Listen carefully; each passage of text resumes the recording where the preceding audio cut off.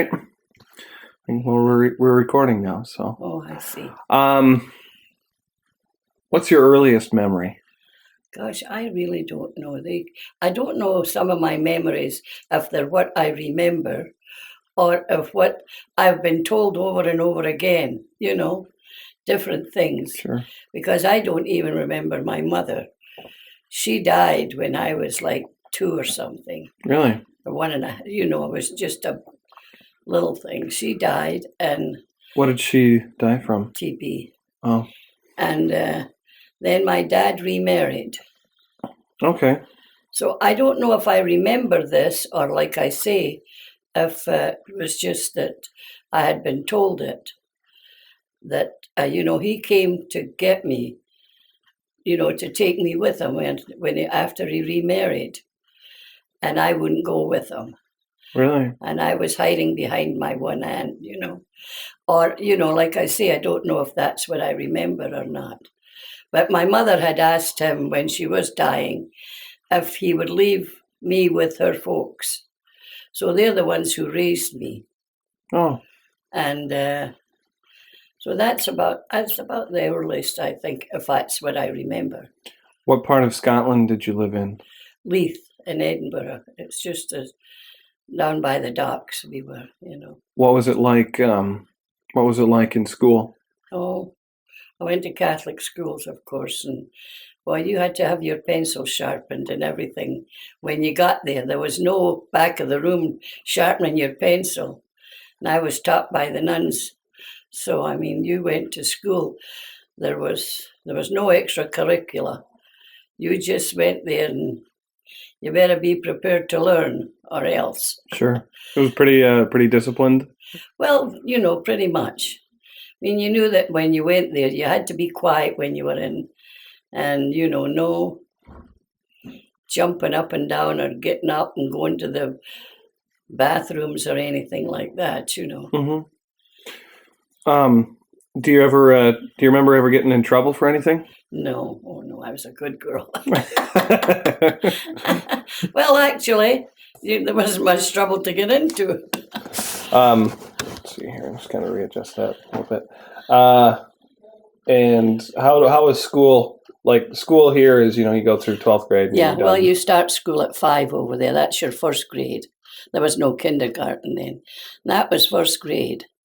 And you started school. You went from 5 till I was 14 and I was all done. And then when my birthday was in March, so we had the Easter holiday. And I just didn't go back to school after that when I was 14. Was that typical? Yeah, that was the way it went. Um, There was no graduations, nothing like that.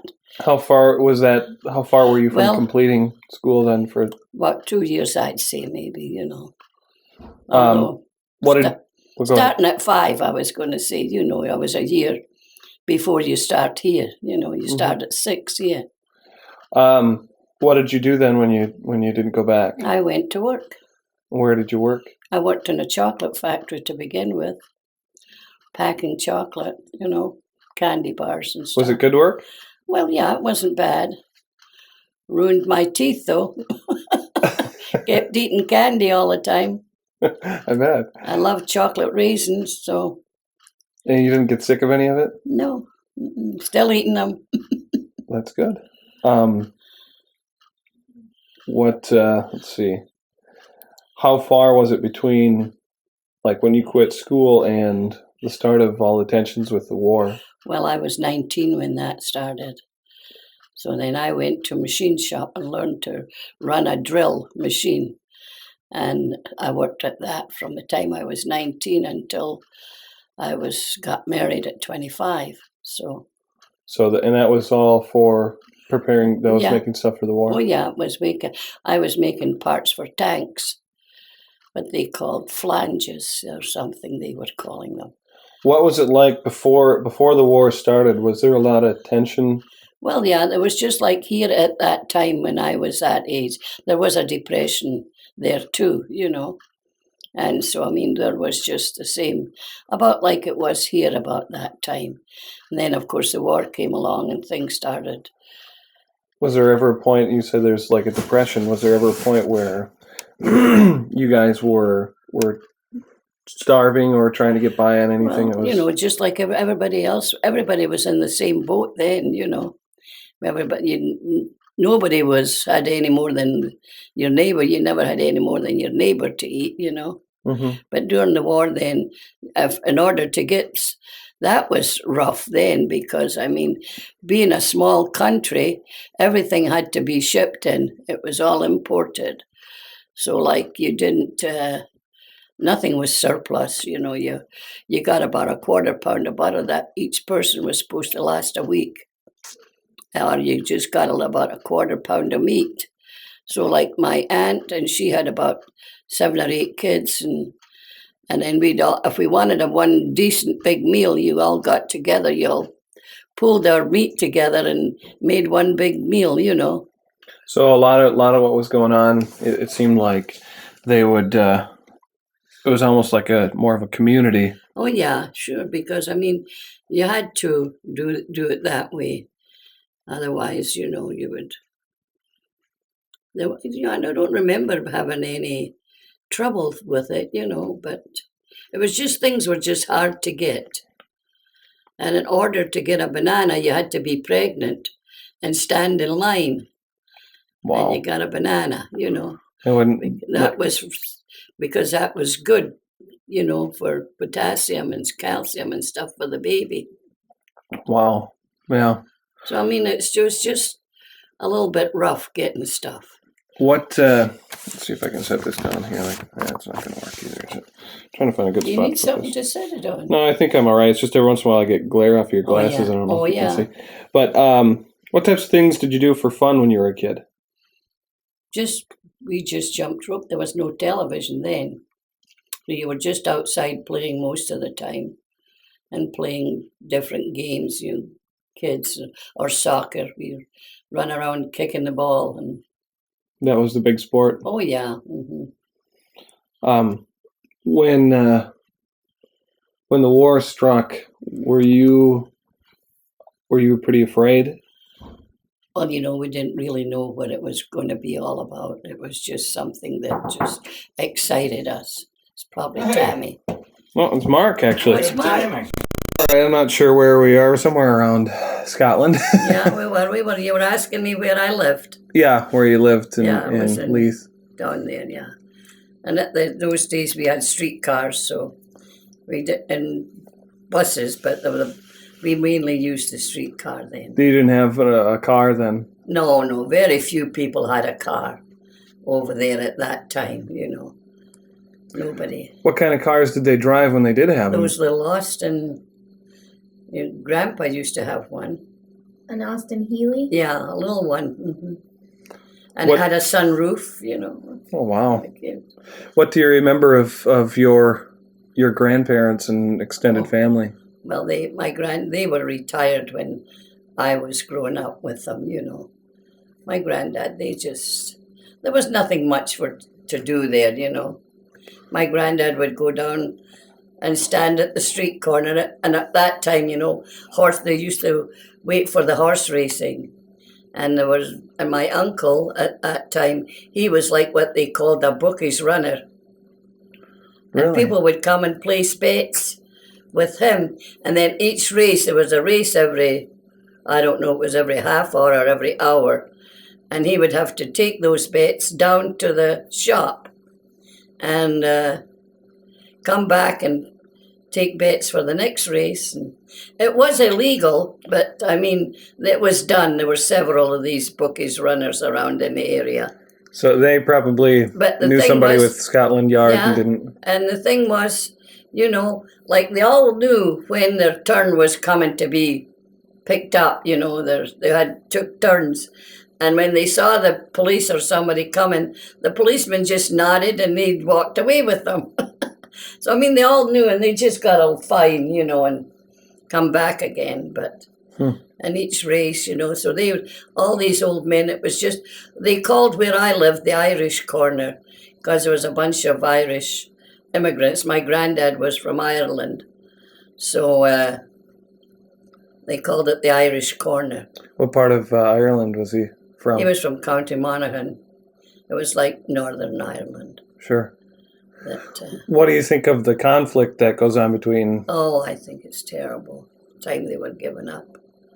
It was going on then. Remember my granddad talking about it all the time. He just didn't. He thought it was awful then too, and I don't know who he was. But the thing was, they claim that it was mostly a religious thing, because if you were Catholic, you in northern part of Ireland, you couldn't get a job, because that was mostly Protestant, Sure. Catholic, and so you couldn't get a job, and that's why they were fighting, because they were just fighting for equal rights, I guess, more or less. Probably similar to what The blacks black people have yeah. done. Yeah, what they've went through. Yeah. And still going on. Yeah. So. Of course, they, I think myself, bring a lot of that on themselves. They're worse than we are, than the whites are at being prejudiced,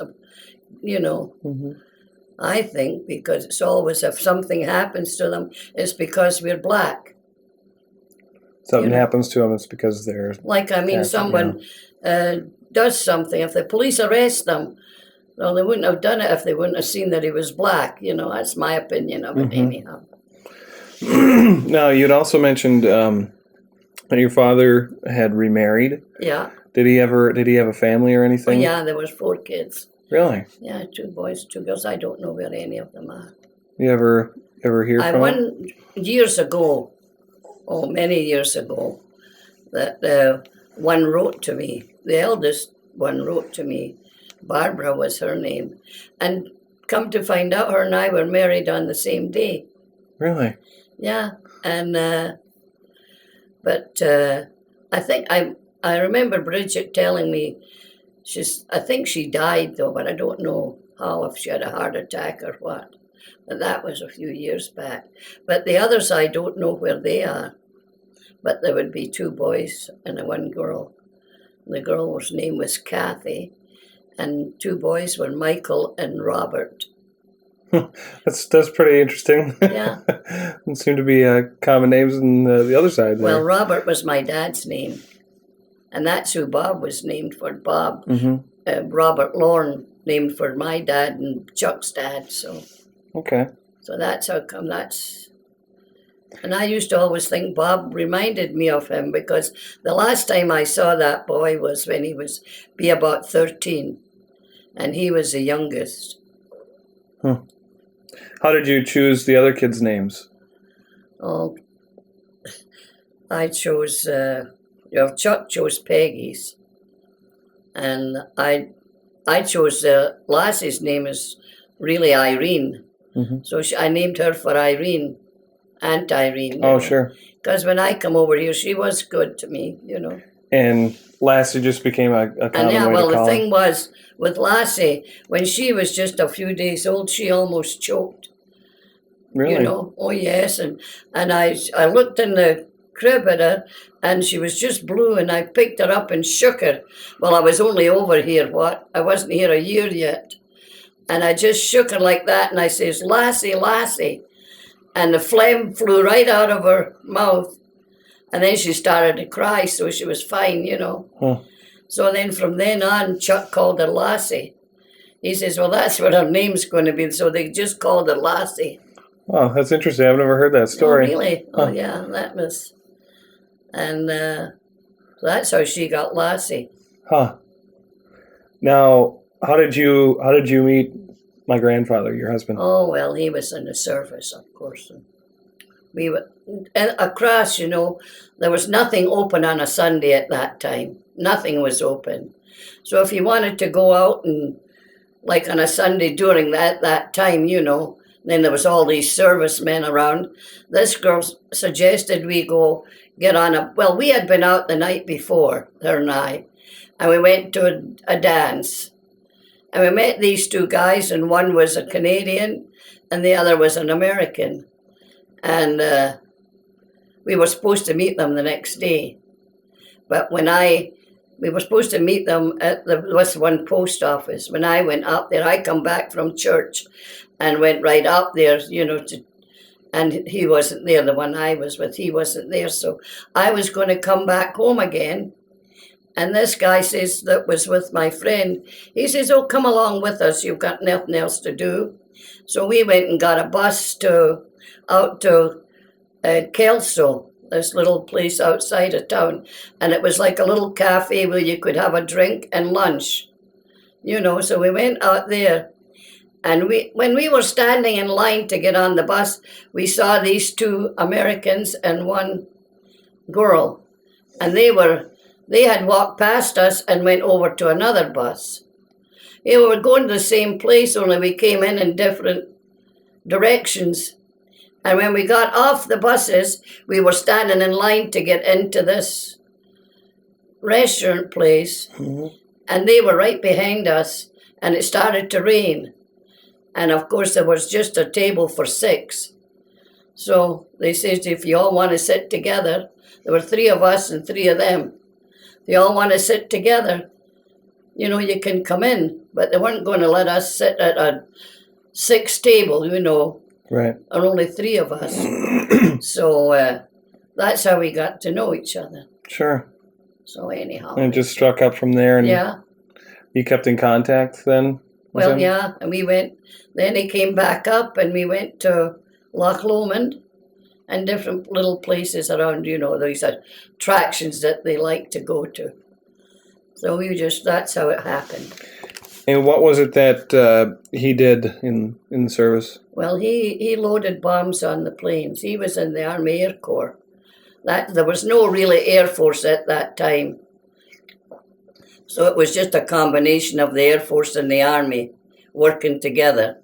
So the soldiers, he was in the Army, so the soldiers loaded the bombs on the planes for the pilots and that, when they went on these missions. Sure. To go over Germany. Mm-hmm. And so he would go out at midnight and load the planes.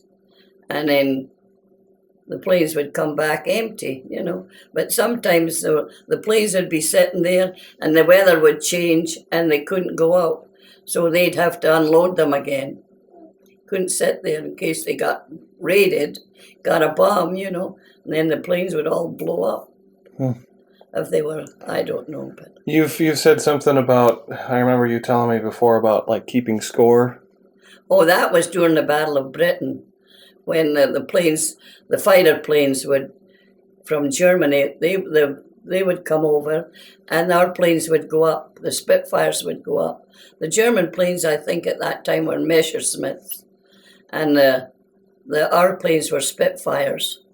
And there would be a battle up in the air, And then the scores were like whoever shot down the most planes. They would keep score, But they were just, like machine gun fire. They were shooting at everybody, anybody. Now, would they keep score on the side of their plane? What was that? No. It was like a football game, This would be in the paper the next day. So many German planes were shot down and so many British planes were taken down, And was that kind of the talk of the town too? Everybody would... Well, it would be in the paper, It would just get the paper and see how many. How drastically did life change once war hit? Well, it changed pretty much because, there was nothing going on after at night. Everything was a blackout. You had black drapes on your windows and you couldn't even show a little chink of light. There would be wardens going around the streets, parading the streets, and they'd call up your window and tell you to douse that light. You had to do it. Oh yes, you had to. And like even when I worked in the it was a little machine shop. It was just a little one, but boy, we worked long hours. There was and you could not take any time off unless you were really sick, But I worked like from one shift, 3 shifts I worked on. And one was just right after the other. It wasn't like you worked 2 months this shift, 2 months that shift. You couldn't get used to one before the other. Next week was like I'd work one week from 6 till 6 in the morning till 2 in the afternoon. Mm-hmm. The following week it would be from 2 in the afternoon till 10 at night. and the next would be from 10 at night till 6 in the morning. Wow, and it kept going. Oh, yes. And I mean, I swear that's where my trouble all really started because, I mean, you'd come home, you couldn't get used to one because you couldn't go to sleep because I lived in the cities and there was traffic and people were coming up. We lived in apartment buildings and there was no elevators. People were going up and down the stairs, you know. Mm-hmm. And I couldn't eat because I hated warmed up food, you know. Sure. But anyhow, Mm, so what it type? was pretty rough at times. Although I must say we didn't have a whole lot of bombing at where I lived. We had enough to let us know what it was about, but Did you ever have anything close? well, one time it was a landmine fell and it happened to be on a Saturday afternoon, so there was no school, and it fell in one school yard and didn't hit the building. It fell in the yard, and it shattered all the windows in the area. Our windows came in, and we were a few blocks away from it. Wow.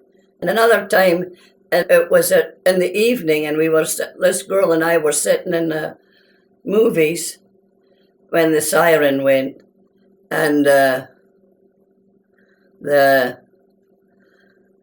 they wouldn't let us out. We were there all night, and all they showed were cartoons. They kept showing cartoons all night long. And when we finally got out, it was a good thing we stayed where we were because the streetcars, nothing was running, and I had to walk home, and all the store windows were all blown out because they must have dropped something close by. But we just had a little taste of it where I lived. And you got how long between you meeting Grandpa and marrying Grandpa? Oh heavens, we met in was it September or something? We were married in the following June. That quick? Oh yeah, well, I think we only saw each other about 5 times. Wow. Because he just came up on furlough, and How did he ask? How did he propose? well, he just came in, and he came to the house, and he had a little ring then, you know. Were you surprised by it? Yeah, really I was, because it was a case of you didn't really want to take these guys serious because you didn't know them really, much as you think you do. You don't, you know. Mm-hmm. You didn't want to. And besides, he was been engaged before he left here. Really? I didn't know that. Some girl in Superior. Huh. So, I don't know. Anyhow. And then you were married in Scotland then? Yeah, we were married. And you went and lived on the base with him then, or For a while, yeah, before he came home. Then he had a system over there, you know. Sure. That's probably to some of his relatives. And it was on a farm. And there was just 2 girls and there was 1 boy at that time. But he worked in the cities and the girls were running the farm, which was odd. And that was like the old homestead type of? Yeah, but Huh. Did you see any other relatives then over well, there? they were the only ones I saw. Those 2 girls. One was Mary, and I don't know what the other one's name was. But So what was life like on the base? well, it was just soldiers. You know, you had to have a pass, of course, to get on the base. You know, and Mm-hmm. we lived with farmers there. This couple and they weren't really into having anything to do with the servicemen on the base, you know, because they figured they were too much problem. Because some of them would come there and say that they were married or had these with their girlfriends, and they weren't, you know. Sure. And I remember when Grandpa took me there, and she kind of hesitated, you know, about saying yes, I could stay there. Well, because I had to go up and meet the colonel, you know, and so he could get permission to get married. Sure.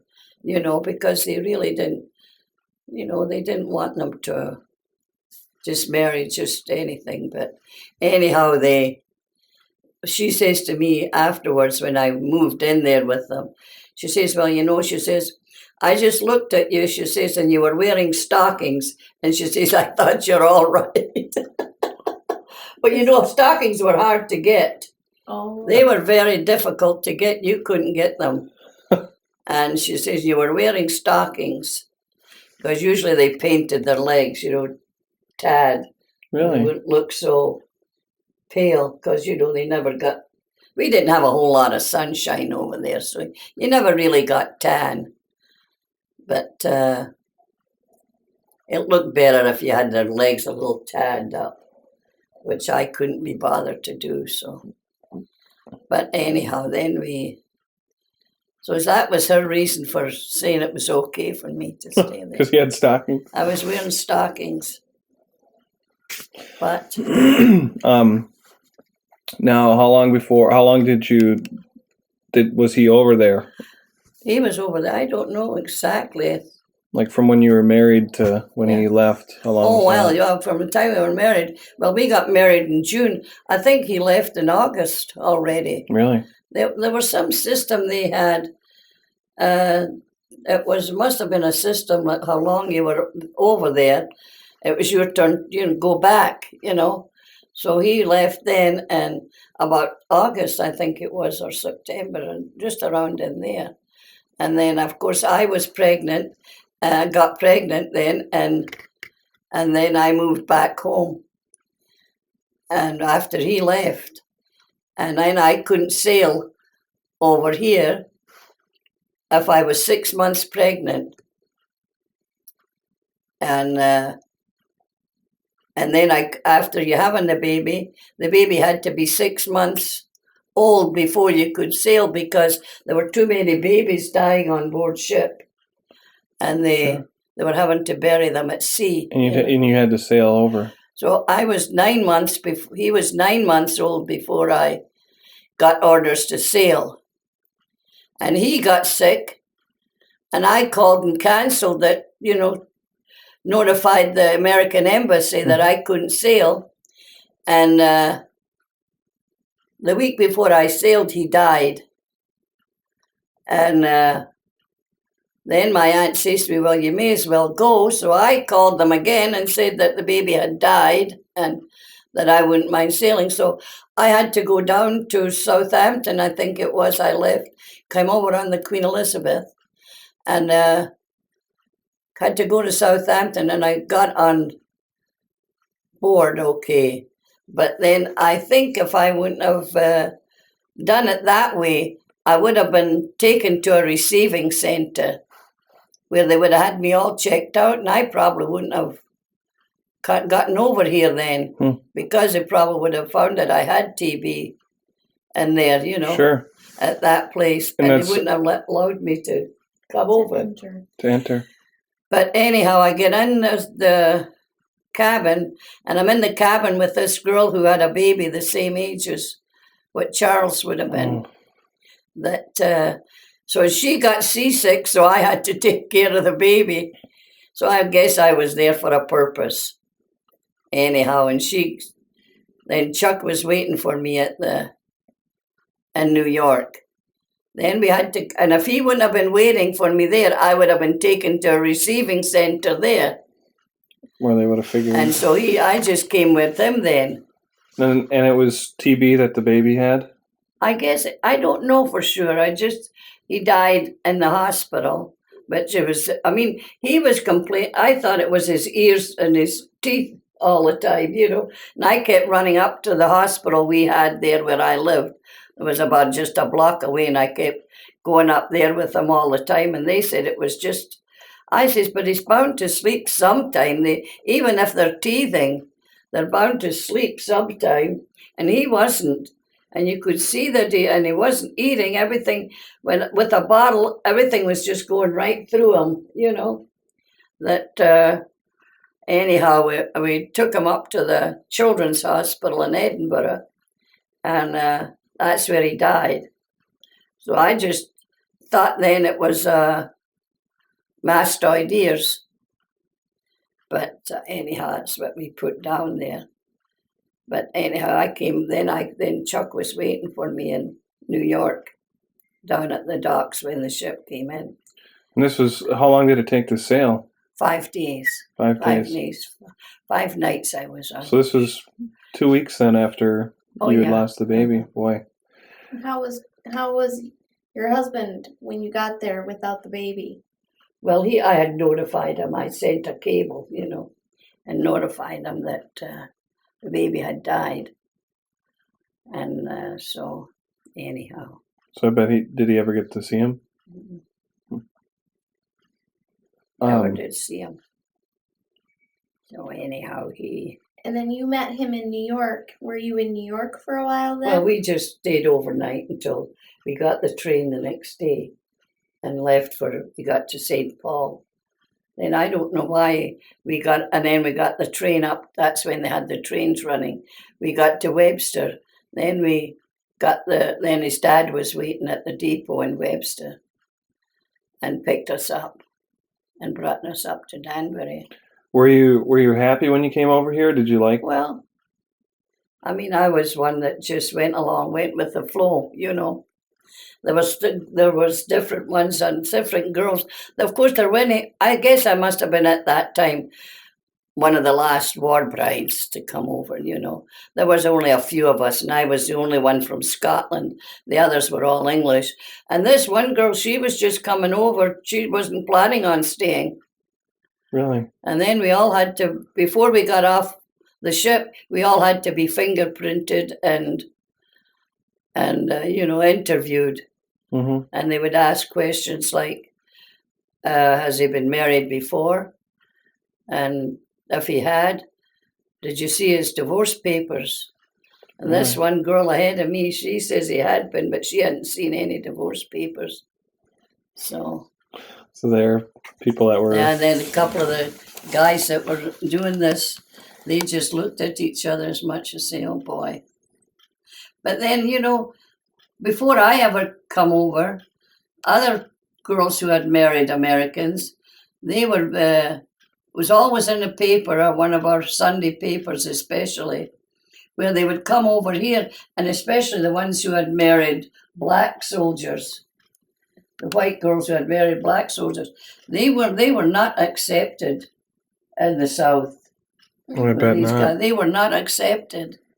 A lot of them went back home. But over there was nothing against blacks, They just were accepted just like anybody else, They married the girls over there, and they were just... I assume, though, that there probably wasn't many people of color over there, though. There weren't at that time, no. I think there's more now. Since then, even before I come over here, one of the trips I made over there was a lot of Pakistanis and they were driving the buses.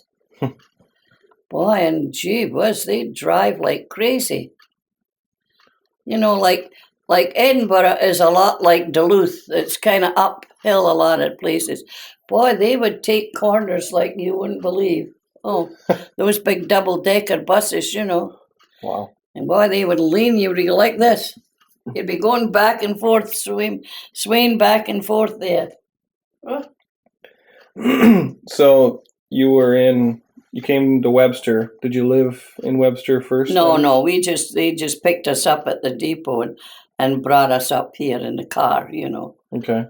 Claire and Grandpa Trot picked us up, and your dad, Grandpa, and I came up in that little bit of house up there, and there was there were snow drifts like this. I'd never seen so much snow. Just as I was leaving over there, coming over here, before coming here, that was starting to snow. Just a few flakes coming down. But my aunt and a friend of hers brought me to the boat to Southampton. Now, how long were you guys here before you were pregnant again? Not long, let me tell you. And Lassie was born I was here.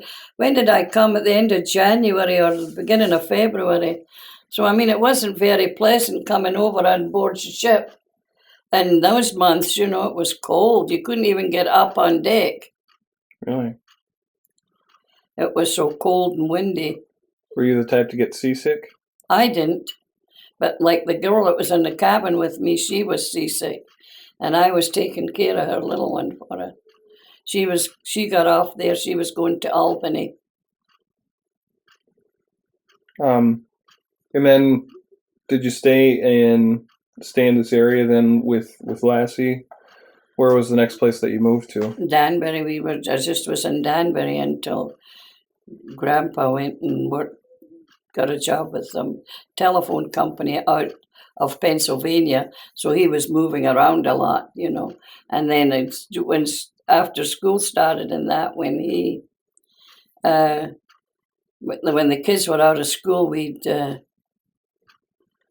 go with them and stay in different places then. Just moved around with them. I'm going to shut them. So you lived in different places then? Yeah, we lived in during the school, when school was out with the kids, Lassie and Bobby. They were in school, Peggy wasn't yet. And we were in Michigan.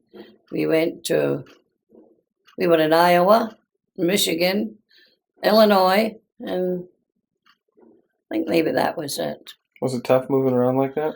Well, it got to be, you know, packing and unpacking and moving. And then we were down in Warsaw for a little while. But, I mean, other than that. Any of those places that you liked? Yeah, I didn't mind any of them, really, you know.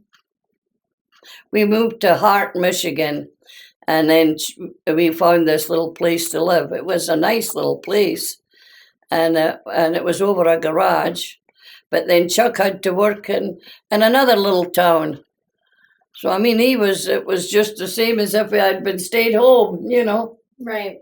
I just couldn't, because he didn't get home until weekends. So did you find that pretty difficult, not seeing them that much? Or? Oh, well, sure it is, you know. And then we put the kids in school. And that was around this time of year, because I remember taking them to school. And Chuck says, well, they've got a Catholic school here, take them over there. So I took them over, I enrolled them in the public school. And he says, well, they've got a Catholic school, why don't you take them there? So we took them from there over to the Catholic school, and it was the nuns, and Bob, the nun says, oh, just in time for our Christmas program, you know. And she says, well, Bob could be a little shepherd. I said, I think he would rather be a cowboy. And she says, I'm sure he would be, you know. And then afterwards, after the program, she says, she says, I think you were right. He would rather be a cowboy. He was just up and jumping on everything, you know. What was my mother like as a child? Oh, she was a lot of fun, though, really, you know. She was always, she liked to say her nursery rhymes, and every evening if Grandma Trot got company, she was over for her, take her over there and let everybody hear all her prayers and her nursery rhymes, you know. She just rattled them off. Her and Maria were a lot like that, you know. Maria was about the same thing. She would just, like Broad, perform at the drop of a hat, you know. And then this one time there was something wrong with our television, and it was a console type, you know. So they just took the television out, and that was empty. So Peggy's back there, and she's performing for us behind the screen. Oh, she was a great one for that, you know. That's where you get it from. I think She was a great reader too, though. She liked to read. She used to sit on the couch, and we'd all be watching television, you know. And then we'd laugh at something on television. She'd be reading at the same time, and we'd laugh at something that came on television. She says, what was that? What was that? And Chuck would say to her, well, pay attention. And you'd get it too. But she was a great one to perform. How about when she got older and she started dating? Did she worry you at all when she? No, not really. Neither one of them did. Neither one of them did. They were pretty level-headed kids, I think. What'd you think of my dad when you met him? Oh, well, not much at first. He really, I didn't like him drinking and coming and picking it up, you know. But so this one time he came up, he had a can of pop, camouflage, you know, I suppose. But anyhow, Oh, that's funny. yeah. Let's see, I'm trying to think now. I forgot my little notebook that I wrote out Oh, last yeah. night. That runs in the family too, though. I make out a list here and go to the store and I've forgotten my list. What types of hobbies do you have now? What types of things do you like I to just knit a little bit, and not much of that either since I dislocated my shoulder here. The last trip I made across, and that bothers me. Even making those little dishcloths, you know, it just bothers my shoulder, and it goes right up into my neck. So, How many times have you been back? I think it's been 3 at least, maybe 4, but I think it's 3. Is it, are you sad when you have to come back here, or is it? Oh, yeah, because, you know, there's a few, and everybody over there, you know, I've known for years, because a lot of us went to school together even, you know. Sure. Now, how old were you when your husband passed? We were both 56. So he's been gone about 28 years. So the kids were older. Yeah, oh yeah, they were grown, you know. Yeah, they were grown. And what was it that he died from? Heart attack. Did he have any grandkids? Did he get to see Oh, Mark Jeremy? and Michael. And Jeremy. Mark, Jeremy, and Michael. 3 boys, yeah. So he got to see him then before. Oh yeah, Michael was just like maybe a year old or something, you know. And Mark was Mark's 34 now. So Mark might have been about 4 before he went to school. I don't think that he was in school yet when Grandpa died. And then, of course, we didn't see much of Jeremy being down in Grantsburg. But they'd get a call every once in a while, bring him up. Or then we would go down there, you know. What did he think of the grandkids? Oh God, he just loved kids. So he was a great one for kids. Just loved them. And you would have thought there was nobody like his own. Oh, God. Was he a good father? Yes, he was. I mean, he would play with them. I mean, he taught them how to play, what do you call it? With what do you call that now? We call them chuckles, but they had, I can't think of it. And he took them outside in the snow and showed them how to make snow angels. Flop down in the snow with them. Now, he worked a lot of traveling, so was he home quite a bit? Or? Well, he'd come home at the weekend, mostly, you know, just weekend. Did you do any work then yourself, or? Me? I never worked over here. Just after he died, I got this little job with that green thumb, but it was just a case of I had to have a physical, and the doctor that was Hartzell at Grantsburg, he says, no, he says, the next thing you know, he says, they'll be having you move furniture. So that was the end of that. When the kids were little, you were pretty sick for a while too, right? I was up there in the sand for about 3 years the first time. And then I had to go back. I got out, and when Lassie might have been around 10 then, I had to go back in again. That's when I had the surgery. So I was in for another year. What was the surgery for? For TB, and they took a lobe out on one side and part of the other side. And how long were you? I was there for another year. And were you totally quarantined then, or? No, not that time. The first time, you know, that's why you go up to the sand, you know, that so you don't spread it. You're contagious, you know. So you go up there. So when you were up there, where were the kids? Irene was taking care of them, and Chuck was working away. Even at 10 years old, she was? Well, that was after. Oh. And the kids were just little then. Bob and Lassie were only Lassie was 16 months, and And Bob was just 4 months old when I first went in. And then the second time I went in, then I was in there for 3 years. And got home, and Bob didn't know me. Well, none of them knew me. And so. Did they come up and visit you at all? Well, they couldn't get in, but Chuck would come up, and Irene and Grandma came. But the kids would go in the back. There was a big, lawn bin back there, and the kids would go out there and play.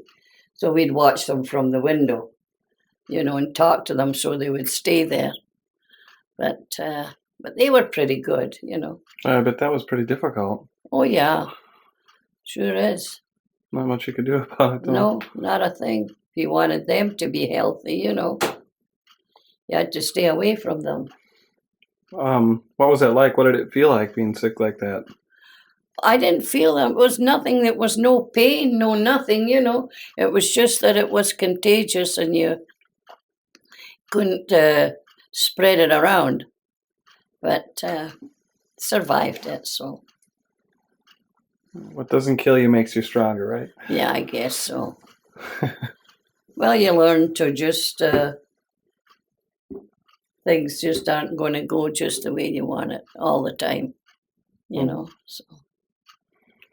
Now, how long was Grandpa sick at all?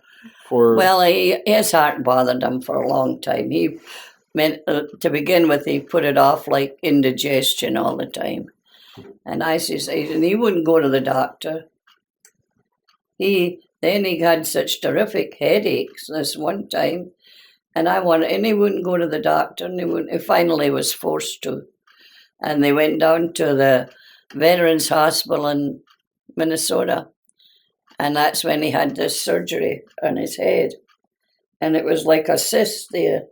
He was off balance, he was just staggering I was accusing him of being drunk all the time because he was staggering, couldn't walk.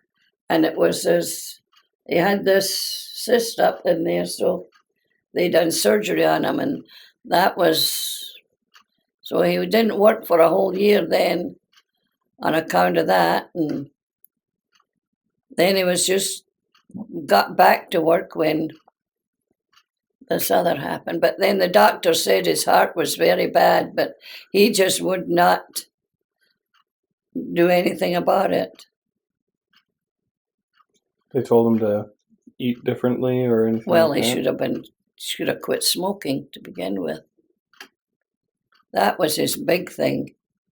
He got to the point at the end where he couldn't even light up. It was that bad. His arteries were just blocked completely. But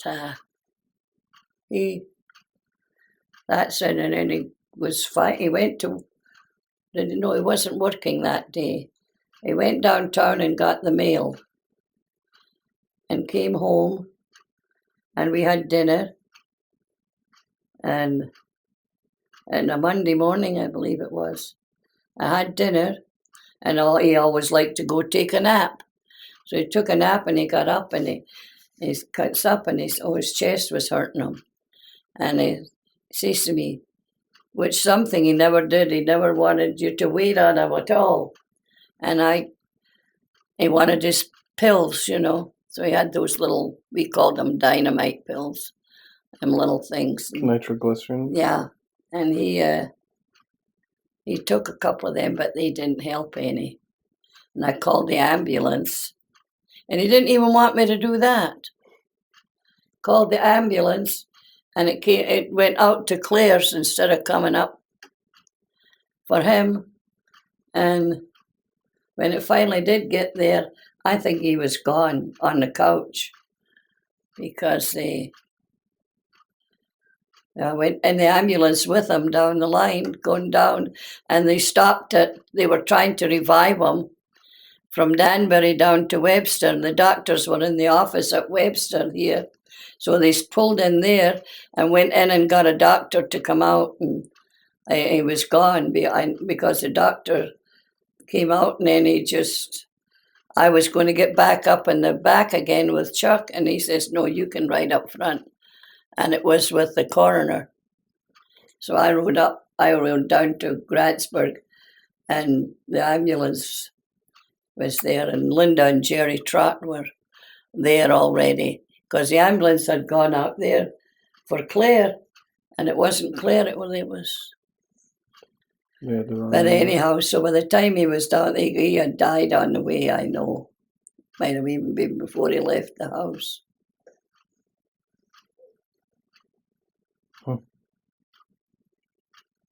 Well, he's Fidgety, yeah. little fidgety one, isn't he? So yeah, he was.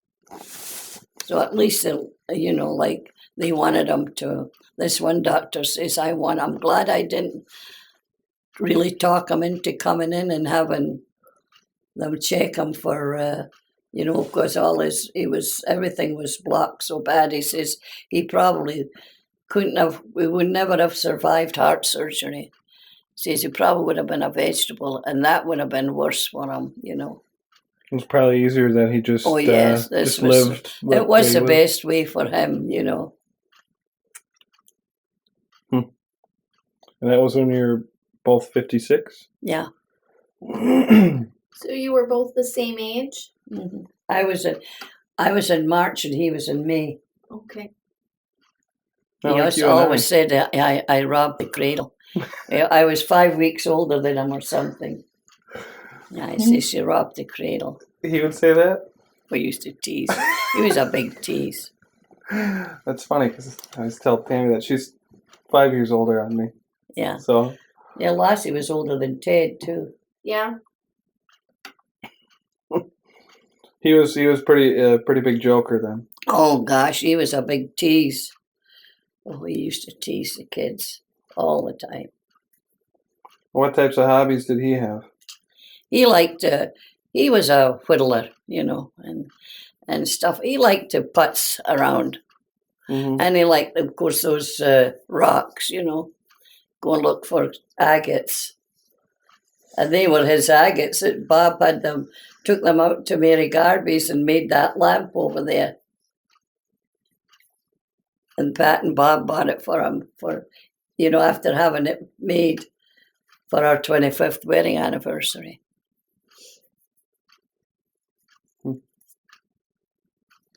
Was he pretty happy with that? Oh, yeah. I mean, he used to polish them too, you know. So. And they put them on plexiglass on this one. But they said that was the last time they would do that because they were too hard to stick on the plexiglass. No, his brand of beer, I think, if I remember from my mom, was Liney's, right? Liney's, Old Milwaukee and Liney's. It didn't matter where he went. Even if it would have been the most expensive, that's what he would have drank. Did he make pretty good money working for the telephone company? No, at that time they didn't make a whole lot of money, but I mean, one time he was laid off and he went to work for a power company. It was up around Ely. And he made the most money at that, but it was just the poles were too high. He couldn't take the height, you know. What was his job with the phone? He installed phones. That was when they were putting in the dial system. You know, before that, remember they used to have the ringers and the party lines and everything? Mm-hmm. Well, he was in on that, and the company was out of Pennsylvania. It was Hinkle McCoy. He loved working there. He loved working with them.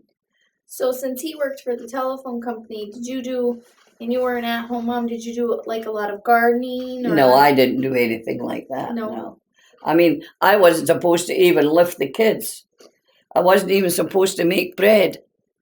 You know, they have so many restrictions working like this, you know, with your arms or anything, you know, lifting kids. And why was that you weren't supposed to do? Because of the TB, you know, I was only supposed to lift like 10 pounds or something. No more than 10 pounds. Someone's cranky. Hi, big guy. Oh, dear. What were your thoughts when you found out that you were going to be a great grandmother for the first time? Oh my goodness, I could hardly stand it.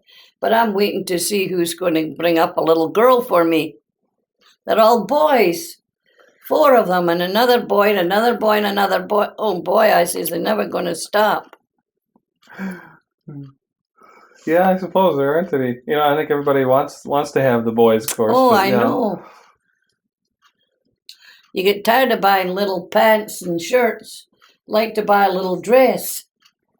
Well, to dress you up as a little girl there, Broden, huh? Well, he had the curls to do it for a while. Yeah, my mom cut his hair when we yeah. got here. Yeah.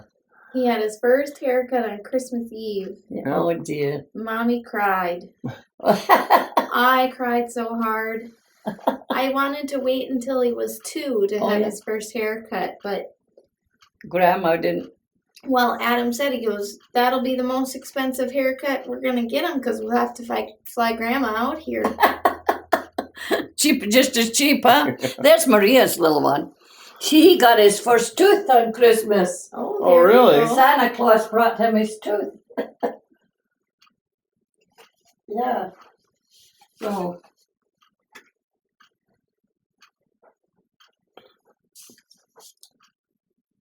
Oh, he's too cute. He was baptized a couple of weeks ago.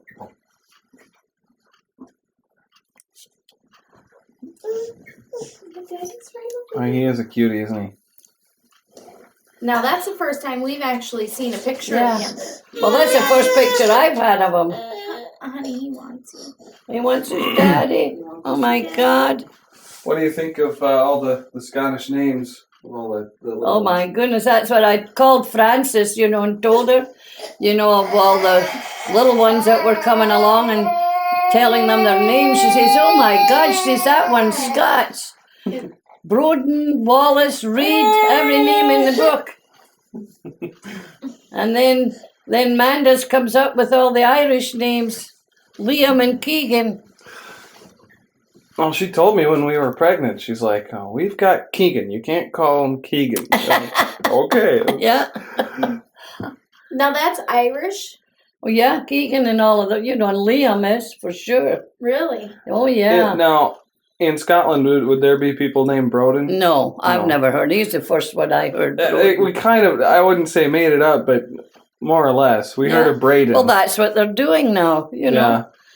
Yeah. I have to stop and think what's all on. Well, even Maria with Ashton now, maybe she just brought him home from the hospital, and he wasn't a sleeper or anything, he was just fighting all the time and, wanting fed all the time, just like she was. As soon as you open their eyes, you got to have the bottles to stick right in her mouth. Boy, that's hard for a first time. Oh, yes. Mom. Yeah. And she was so tired. She was up with him in the night, and then it wasn't down long, and she got to get up again.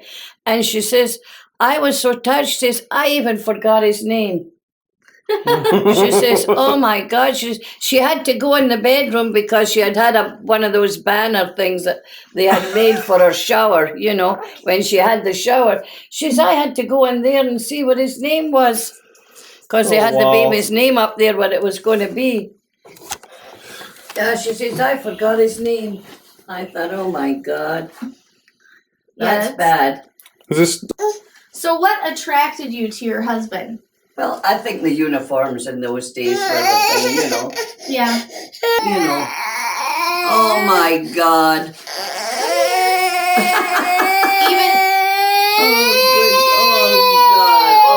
Oh my goodness. I guess. I'm sorry, baby. I'm right here. Right here, baby. Do you want some juice? Ignored them. Oh my goodness sakes. Oh, that's unusual for you. Yeah, that is. You're always, the last time I saw you, we couldn't keep track of you. Yeah. You were all over the place down there. Yeah. Oh, mercy. Oh, God. Matter? Should we find you some juice? Did Daddy bring in your baby kaboo? Grandma? I saw it. I was hoping he wouldn't see. Where's Grandma? Go hide behind Grandma's chair. Peekaboo. Peekaboo. You peekaboo? Do you want to put the television on? No, No. you don't. You don't want that. That's cold tea. Cold tea. Yeah, you don't like that, say. Yeah. Making faces. Whee! Where's Grandma? Where's Grandma? There He says, how many grandmas do I have? Just how many do I have? He's a lucky boy. He's got so many grandmas, really. You know, it's amazing because he has, you know, his great grandma's Yeah. alive and everything, and he's really lucky. Austin's really lucky too because he has one set of great grandparents still alive on his dad's side. Yeah. So, and we had a big scare with them this summer. Oh. Look at you, baby. Uraka? That's another opportunity he has to see his dad Yep, more, they get isn't to it? see each other once a month. Oh, that's Sometimes good. every. Okay, sorry, honey. Oh, you're 9. He wants his bottle. No. He wants his. What?